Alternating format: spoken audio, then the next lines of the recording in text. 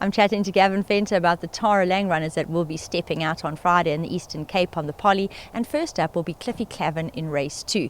Now he has been refitted with the cheek pieces, and Gavin is down and trip. Yeah, Nadine, I thought, it doesn't have a lot of gate speed. I thought maybe the 1900 would be better for him. We tried to do the 19. Well, he obviously didn't go the 1900. We brought him back a little bit, but, we've got to run him where we get draws. And, we put him in a mile, drew in the bush, which I thought was ideal. So we're running me out in the 13. I'm taking the blinkers off. He hasn't shaped with the blinkers. And, he can run into the money, but maybe a 14th mile would be a little bit better, but he can run in the money. We move to race 3. Mandy will be stepping out in race 3. Now she loves the Poly and she's always doing her best work late. Yeah, I must say, I thought last run 1900 was ideal for her. She's going to run a big race and she disappointed us. But bearing in mind that was a handicap, there are two horses in this race that we had to give quite a bit of weight to.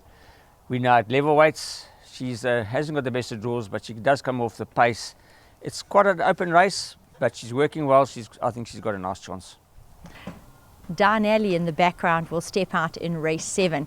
Now both of his career wins were notched up on the Poly at Greyville and KwaZulu-Natal, and locally he's only stepped out on the Poly. So Gavin, I'm really interested to see him have his first local start on the Poly on Friday. Yeah, we get back to his last start, Nadine. I thought he was now ready to win. I didn't study the race card because I hadn't seen the race card yet, and only when I got the race card, well, today's Wednesday, on the Thursday, I thought it was quite a competitive race. In fact, my PA had 5 horses in my PA. So I thought it was a tough race, but in saying that, I still think he disappointed. But that day, the course was cutting up really, really bad. I was sitting at home watching the racing and I was quite taken aback because we didn't have much rain and the track was taking a pounding. I don't think he enjoyed it. His last win was Poly Mile at Greyville. So this is his first run in P on the Poly, which is interesting. He's drawn one.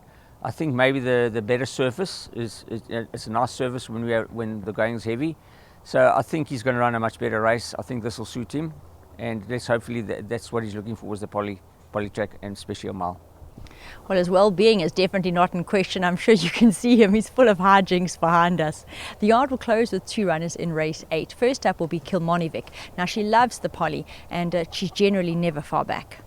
Yeah, she's always thereabouts. She's drawn one. Hopefully Chase can get a little bit closer. She normally comes from quite far off the pace. So from a draw one, he must try and have her as handy as possible. She's definitely got a place chance. And then Colorama, she won a good race last time out. Kachetti now knows her.